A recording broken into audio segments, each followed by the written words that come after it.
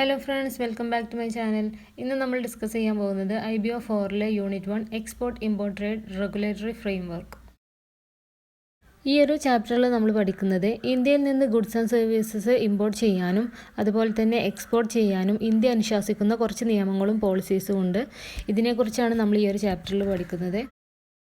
First നമുക്ക് foreign trade policy എന്താണെന്ന് നോക്കാം. അതായത് ഇന്ത്യയിൽ നിന്ന് ഗുഡ്സ് ഇമ്പോർട്ട് ചെയ്യുമ്പോഴും എക്സ്പോർട്ട് ചെയ്യുമ്പോഴും ഉള്ള കുറച്ച് റൂൾസ് ആൻഡ് റെഗുലേഷൻസിനെയാണ് ഈ ഒരു ഫോറിൻ ട്രേഡ് പോളിസി എന്ന് പറയുന്നത്. ഈ ഒരു ഫോറിൻ ട്രേഡ് പോളിസിയിൽ ഉൾപ്പെട്ടിട്ടുള്ള കാര്യങ്ങളെന്ന് പറഞ്ഞിട്ടുണ്ടെങ്കിൽ export of commodities, mode of transportation, cargo insurance and international convention.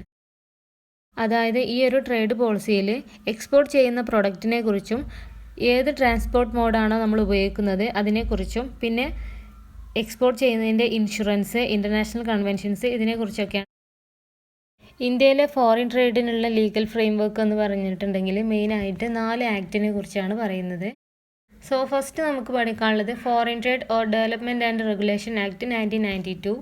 ഇമ്പോർട്ടിനെ facilitate ചെയ്യാനും എക്സ്പോർട്ട് പ്രൊമോട്ട് ചെയ്യാനും വേണ്ടിയിട്ട് ഇന്ത്യൻ ഗവൺമെൻറ് 1992 ഈ ഒരു ആക്ട് കൊണ്ടുവന്നിട്ടുള്ളത്. ഇപ്പോഴത്തെ ഫോറിൻ ട്രേഡ് പോളിസിയെ ആദ്യകാലങ്ങളിൽ എക്സ്പോർട്ട് ആൻഡ് ഇമ്പോർട്ട് പോളിസി എന്നാണ് അറിയപ്പെട്ടിരുന്നത്. ഫോറിൻ ട്രേഡ് ആക്ട് 1992 പ്രകാരം ഇന്ത്യയിൽ നിന്ന് എക്സ്പോർട്ട് ചെയ്യാനും ഇന്ത്യയിലേക്ക് ഇമ്പോർട്ട് ചെയ്യുന്നതിനും IEC കോഡ് വേണമായിരുന്നു. അതായത് ഇമ്പോർട്ടർ എക്സ്പോർട്ടർ കോഡ്, അതാണ് IEC കോഡ്. ഈ ഒരു ഫോറിൻ ട്രേഡ് ആക്ട് 1992 എതിരായിട്ട് എന്തെങ്കിലും ഓഫൻസ് ചെയ്തിട്ടുണ്ടെങ്കിൽ അതിനുള്ള പണിഷ്മെൻറ്റ് എന്ന് പറയുന്നത് suspension and or cancellation of the IEC code number. അതായത് ആ ഒരു എക്സ്പോർട്ട് ഇമ്പോർട്ട് ട്രാൻസാക്ഷൻ ഇല്ലാതാക്കുകയും അതിൻ്റെ IEC കോഡ് ക്യാൻസൽ ചെയ്യുകയും ചെയ്യും. ഇതാണ് ഇതിനുള്ളൊരു പണിഷ്മെൻ്റ് ആയിട്ട് പറയുന്നത്. The second one is Foreign Exchange Management Act 1999. 1947 March 25 foreign exchange regulation act നിലവിൽ വന്നു. പിന്നീട് ഇത് റീപ്ലേസ് ചെയ്തിട്ടാണ് ഫോറിൻ എക്സ്ചേഞ്ച് റെഗുലേഷൻ ആക്ട് 1973 വന്നത്. ഫോറിൻ ട്രേഡ് ലിബറലൈസേഷൻ്റെ ഫലമായിട്ട് ഈ ഒരു ആക്റ്റിൽ ഒരുപാട് അമെൻമെൻ്റ് ഒക്കെ വന്നു. ഇതിന് ശേഷം ഇതിനെ റീപ്ലേസ് ചെയ്തതാണ് 1999 foreign exchange management act 1999. 2000 June 1 ഈ ഒരു ആക്ട് പ്രാവർത്തികമായി തുടങ്ങി. The basic objective of this act is to facilitate external trade and payments and to promote the orderly development and maintenance of foreign exchange market in India. ഈ ഒരു ആക്ടിൻ്റെ objective എന്ന് പറഞ്ഞിട്ടുണ്ടെങ്കിൽ external trade എളുപ്പമാക്കുക, അതുപോലെ തന്നെ foreign ട്രേഡിൻ്റെ payments manage ചെയ്യുക, പിന്നെ Indian foreign exchange മാർക്കറ്റിൻ്റെ ഡെവലപ്മെൻറ്റിനായിട്ട് ഇത് പ്രൊമോട്ട് ചെയ്യുക. ഇതൊക്കെയാണ് ഈ ഒരു ആക്ടിൻ്റെ ഫോറിൻ എക്സ്ചേഞ്ച് മാനേജ്മെൻറ്റ് ആക്ടിൻ്റെ പ്രൊവിഷൻസിൽ RBI കുറച്ച് റൂൾസ് ആൻഡ് റെഗുലേഷൻസ് പറയുന്നുണ്ട്. ഇതിൽ ഫസ്റ്റ് വണ്ണായിട്ട് പറയുന്നത് എക്സ്പോർട്ട് ഓഫ് ഗുഡ്സ് ആൻഡ് സർവീസസിൻ്റെ റെഗുലേഷനാണ്. സെക്കൻഡ് വണ്ണായിട്ട് പറയുന്നത് കറണ്ട് അക്കൗണ്ട് ട്രാൻസാക്ഷൻസിൻ്റെ റൂൾസാണ്. Third one manner of receipt and പേയ്മെൻറ്റിൻ്റെ റെഗുലേഷൻസിനെ കുറിച്ചാണ് പറയുന്നത്. RBIൻ്റെ കീഴിലുള്ള ഈ 3 റെഗുലേഷൻസും വന്നിട്ടുള്ളത് 2000 ഈ ഒരു ആക്ടിനെതിരായിട്ടുള്ള എന്തെങ്കിലും ഒഫൻസ് ചെയ്തിട്ടുണ്ടെങ്കിൽ അതിനുള്ള പെനാൽറ്റീസും കാര്യങ്ങളൊക്കെ നൽകുന്നത് ഡയറക്ടറേറ്റ് ഓഫ് എൻഫോഴ്സ്മെൻ്റ് ആണ്. നെക്സ്റ്റ് നമുക്ക് പഠിക്കാനുള്ളത് ദ കസ്റ്റംസ് ആക്ട് 1962 ഡിസംബർ 13 ഈ ഒരു ആക്ട് നിലവിൽ വന്നത്. ഈ ഒരു ആക്ട് നിലവിൽ വരുന്നതിന് മുമ്പ് 3 ആക്റ്റാണ് ഉണ്ടായിരുന്നത്. Sea customs act 1878, land customs act 1924 and the aircraft act 1934. ഈ 3 ആക്റ്റും മോഡ് ഓഫ് ട്രാൻസ്പോർട്ടേഷനെ റിലേറ്റ് ചെയ്തിട്ടുള്ളതായിരുന്നു. ഇത് 3 റദ്ദാക്കിയതിന് ശേഷമാണ് 1962 ദ കസ്റ്റംസ് ആക്ട് നിലവിൽ വന്നത്. ഈ ഒരു ആക്ടിൻ്റെ ഒബ്ജക്റ്റീവായിട്ട് പറയുന്നത് collection of custom duty, prevention of smuggling, classification of goods, valuation of import or export of goods, enforcement of provision in the interest economy, export incentives. ഇതൊക്കെയാണ് ഇതിൻ്റെ ഒബ്ജക്റ്റീവായിട്ട് പറയുന്നത്. The customs tariff act 1975 export ചെയ്യുന്ന പ്രോഡക്റ്റിൻ്റെയും import ചെയ്യുന്ന പ്രോഡക്റ്റിൻ്റെയും താരിഫിനെ കുറിച്ച് പറയുന്നത്. Customs tariff ആക്ടിൻ്റെ schedule 1 import ചെയ്യുന്ന പ്രോഡക്റ്റിൻ്റെ റേറ്റും ക്ലാസിഫിക്കേഷനും പറയുന്നത്. ഷെഡ്യൂൾ 2 എക്സ്പോർട്ട് ചെയ്യുന്ന പ്രോഡക്റ്റിൻ്റെ ക്ലാസിഫിക്കേഷനും റേറ്റും പറയുന്നത്. നെക്സ്റ്റ് നമുക്ക് പഠിക്കാനുള്ളത് export or quality control and inspection act 1963. ഈ ഒരു ആക്ടിൽ പ്രൊഡക്റ്റിൻ്റെ ക്വാളിറ്റി ഇംപ്രൂവ് ചെയ്തിട്ട് എക്സ്പോർട്ട് പ്രൊമോട്ട് ചെയ്യുന്നതിനെ കുറിച്ചാണ് പറയുന്നത്. പ്രൊഡക്റ്റിൻ്റെ ക്വാളിറ്റി കൺട്രോളും ഇൻസ്പെക്ഷനും ഈ ഒരു ആക്ടിലാണ് വരുന്നത്. ഈ ഒരു ആക്ടിൽ സബ്സ്റ്റാൻഡേർഡ് ഗുഡ്സിൻ്റെ എക്സ്പോർട്ട് പ്രൊഹിബിറ്റ് ചെയ്യുന്നതിനെ കുറിച്ചും സബ്സ്റ്റാൻഡേർഡ് ഗുഡ്സ് എക്സ്പോർട്ട് ചെയ്യുന്നതിലൂടെ ഇന്ത്യക്ക് അച്ചീവ്മെന്റ്സ് ഇല്ല എന്നും പറയുന്നുണ്ട്. ഈ ഒരു ആക്ടിൻ്റെ കീഴിൽ എക്സ്പോർട്ട് ചെയ്യാവുന്ന പ്രൊഡക്റ്റ് എന്ന് പറയുന്നത് star export houses, export oriented units, export made against A letter from the foreign buyer stating that he doesn't require pre-shipment inspection from any official inspection agency, products bearing ISI mark or AG mark. ഈ 4 കാറ്റഗറിയിൽ ഉൾപ്പെടാത്ത എല്ലാ പ്രോഡക്റ്റും substandard goods ആയിട്ടാണ് കണക്കാക്കുന്നത്. ഇതിൻ്റെ export India government prohibit ചെയ്തിട്ടുണ്ട്. Quality control and inspection ആക്ടിൻ്റെ smooth ഓപ്പറേഷന് വേണ്ടിയാണ് government of India 1964 export inspection കൗൺസിലും എക്സ്പോർട്ട് ഇൻസ്പെക്ഷൻ ഏജൻസീസും എസ്റ്റാബ്ലിഷ് ചെയ്തത്. ഓരോ രാജ്യത്തിൻ്റെയും ഡൊമസ്റ്റിക് ലോയും റൂൾസ് ആൻഡ് റെഗുലേഷൻസും അനുസരിച്ചാണ് ആ രാജ്യത്തേക്ക് ഗുഡ്സ് ഇമ്പോർട്ട് ചെയ്യുന്നത്.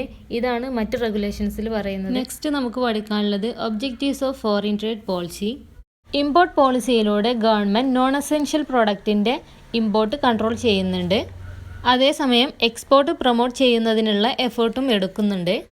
ട്രേഡ് പോളിസിയുടെ 2 ആസ്പെക്റ്റ് ആണ്. ഒന്ന് ഇമ്പോർട്ട് പോളിസി, മറ്റൊന്ന് എക്സ്പോർട്ട് പോളിസി. ഇമ്പോർട്ടുമായിട്ട് ബന്ധപ്പെട്ടിട്ടുള്ള എല്ലാ റെഗുലേഷൻസിനെയും മാനേജ്മെന്റിനെയുമാണ് നമ്മൾ ഇമ്പോർട്ട് പോളിസി എന്ന് പറയുന്നത്. അതേസമയം എക്സ്പോർട്ട് പോളിസിയിൽ പറയുന്നത് എക്സ്പോർട്ട് പ്രൊമോട്ട് ചെയ്യുന്നതിനെ കുറിച്ച് മാത്രമല്ല, എക്സ്പോർട്ട് ചെയ്യുന്നതിനുള്ള റെഗുലേഷൻസിനെ കുറിച്ചും ഈ ഒരു എക്സ്പോർട്ട് പോളിസിയിൽ പറയുന്നു. ഗവൺമെന്റ് പോളിസിയുടെ മെയിൻ ഒബ്ജക്റ്റീവ് എന്ന് പറയുന്നത് എക്സ്പോർട്ട് മാക്സിമം എക്സ്റ്റെൻഡിൽ എത്തിക്കുക എന്നതാണ്. ചില പ്രോഡക്റ്റിൻ്റെ എക്സ്പോർട്ട് ഗവൺമെൻറ് കൺട്രോൾ ചെയ്യുന്നുണ്ട്. എക്സ്പോർട്ട് പോളിസി മെയിനായിട്ടും എയിം ചെയ്യുന്നത് 2 കാര്യങ്ങളെയാണ്. അതിലൊന്ന് എക്സ്പോർട്ട് പ്രൊമോട്ട് ചെയ്യുന്നതിലൂടെ കൂടുതൽ ഏർണിങ്സ് നേടിയെടുക്കുക. മറ്റൊന്ന് ഇന്ത്യൻ എക്സ്പോർട്ടേഴ്സ് തമ്മിലുള്ള കോമ്പറ്റീഷൻ അവോയ്ഡ് ചെയ്യാൻ വേണ്ടിയിട്ട് എക്സ്പോർട്ടിൽ ചില റെഗുലേഷൻസ് വരുത്തുക. അതുപോലെ തന്നെ എസെൻഷ്യൽ പ്രോഡക്റ്റിൻ്റെ അവൈലബിലിറ്റി ഡൊമസ്റ്റിക് കൺട്രിയിൽ ഉറപ്പുവരുത്തുക. ഇത് രണ്ടാണ് എക്സ്പോർട്ട് പോളിസിയുടെ എയിം എന്ന് പറയുന്നത്. 1991 ഇന്ത്യൻ ട്രേഡ് പോളിസിയിൽ വലിയ മാറ്റങ്ങൾ വരുന്നത്. ഇതിൻ്റെ ഫലമായിട്ടാണ് 1992 ഏപ്രിൽ 1 എക്സിം പോളിസി നിലവിൽ വന്നത്. ഈ ഒരു പോളിസിയുടെ കാലാവധി എന്ന് പറയുന്നത് 5 വർഷത്തേക്കാണ്. ഈ ഒരു പോളിസിയിലൂടെ ഇമ്പോർട്ട് കൂടുതൽ ലിബറലൈസ് ചെയ്യുകയും എക്സ്പോർട്ട് പ്രൊമോട്ട് ചെയ്യാനുള്ള മെഷേഴ്സ് എടുക്കുകയും ചെയ്തു. 1992 മുതൽ 97 വരെയുള്ള 5 വർഷത്തെ കാലാവധിയിൽ ഈ ഒരു പോളിസിയിൽ ഉൾപ്പെട്ടിട്ടുള്ള കാര്യങ്ങൾ എന്ന് പറഞ്ഞിട്ടുണ്ടെങ്കിൽ duty free export promotion capital goods scheme, strengthening of the advance licensing system, waiving of the condition on export proceeds realisation, rationalization of schemes related to export oriented units and units in the export processing zones. അതായത് duty free ആയിട്ട് capital goods export ചെയ്യുക, export proceeds realisation എന്ന condition ഒഴിവാക്കുക. Export proceed realisation എന്ന് പറഞ്ഞിട്ടുണ്ടെങ്കിൽ നമ്മൾ എത്രയാണോ export ചെയ്യുന്നത് ആ ഒരു ക്വാണ്ടിറ്റിയിലുള്ള പ്രോഡക്റ്റിൻ്റെ വാല്യൂ ഇത്ര ടൈമിനുള്ളിൽ നമ്മൾ ഇന്ത്യയിലേക്ക് എത്തിച്ചു കൊടുക്കണം എന്നതാണ് ഈ ഒരു എക്സ്പോർട്ട് പ്രൊസീഡ് റിയലൈസേഷൻ എന്ന് പറയുന്നത്. ഈ ഒരു കണ്ടീഷൻ ഒഴിവാക്കണം എന്നാണ് പറയുന്നത്. ഇമ്പോർട്ട് കൂടുതൽ ലിബറലൈസ് ചെയ്യാൻ വേണ്ടിയിട്ടും എക്സ്പോർട്ട് പ്രൊമോട്ട് ചെയ്യുന്നതിനും വേണ്ടിയിട്ട് ഗവൺമെൻറ് ഓഫ് ഇന്ത്യ 1997 to 2002 വരെയുള്ള കാലയളവിൽ പുതിയ എക്സിം പോളിസി കൊണ്ടുവന്നു. ഈ ഒരു പുതിയ പോളിസിയിലൂടെ എക്സ്പോർട്ട് ചെയ്യുന്നതിൻ്റെയും ഇമ്പോർട്ട് ചെയ്യുന്നതിൻ്റെയും പ്രൊസീജിയേഴ്സ് ഒന്നുകൂടെ സിംപ്ലിഫൈ ചെയ്തു. അതുപോലെ തന്നെ എക്സ്പോർട്ടേഴ്സും ഡയറക്ടർ ജനറൽ ഓഫ് ഫോറിൻ ട്രേഡും തമ്മിലുള്ള ഇൻ്റർഫേസ് കുറയാനും സഹായിച്ചു. അതായത് ഈ ഒരു പോളിസി നിലവിൽ വരുന്നതിന് മുമ്പ് എക്സ്പോർട്ട് ചെയ്യുന്നതിന് ഒരുപാട് ഡോക്യുമെൻറ്റ്സ് ഒക്കെ ആവശ്യമായിരുന്നു. എങ്കിൽ ഇത് നിലവിൽ വന്നതിന് ശേഷം അതൊരു പകുതിയായിട്ട് കുറഞ്ഞു. പിന്നീട് 2004 മുതൽ 2009 വരെയുള്ള കാലയളവിൽ ട്രേഡ് പോളിസിയുടെ ലക്ഷ്യം എന്ന് പറയുന്നത് രാജ്യത്തിൻ്റെ എക്കണോമിക് ഗ്രോത്തും സോഷ്യൽ ഗ്രോത്തും ആയിരുന്നു. ഈ ഒരു ട്രേഡ് പോളിസിക്ക് മെയിനായിട്ട് 2 ഒബ്ജക്റ്റീവ് ആയിരുന്നു ഉണ്ടായിരുന്നത്. അതിൽ ഫസ്റ്റ് ഒബ്ജക്റ്റീവ് എന്ന് പറയുന്നത് to double the country's percentage of share of global merchandise trade within 5 years to act as an effective instrument of economic growth by giving a thrust to employment generation. അതായത് trade പോളിസിയുടെ 5 വർഷത്തിനുള്ളിൽ foreign ട്രേഡിലുള്ള ഇന്ത്യയുടെ share ഇരട്ടിയാക്കുക എന്നതാണ് ഒരു ഒബ്ജക്റ്റീവായിട്ട് പറയുന്നത്. മറ്റൊന്ന് employment opportunity നൽകിക്കൊണ്ട് രാജ്യത്തിൻ്റെ എക്കണോമിക് ഗ്രോത്ത് വളർത്തിയെടുക്കുന്നതിനുള്ള ഒരു ഇൻസ്ട്രുമെൻ്റായിട്ട് പ്രവർത്തിക്കുക എന്നതാണ് മറ്റൊരു ഒബ്ജക്റ്റീവായിട്ട് പറയുന്നത്. സോ ഇന്ന് നമ്മൾ പഠിച്ചത് ഫോറിൻ ട്രേഡിൻ്റെ ലീഗൽ ഫ്രെയിംവർക്കിനെ കുറിച്ചാണ്. ഇതിൽ തന്നെ 4 ആക്ടിനെ കുറിച്ചും ട്രേഡ് പോളിസിയുടെ ഒബ്ജക്റ്റീവിനെ കുറിച്ചുമാണ് പിന്നീട് നമ്മൾ പഠിച്ചത്.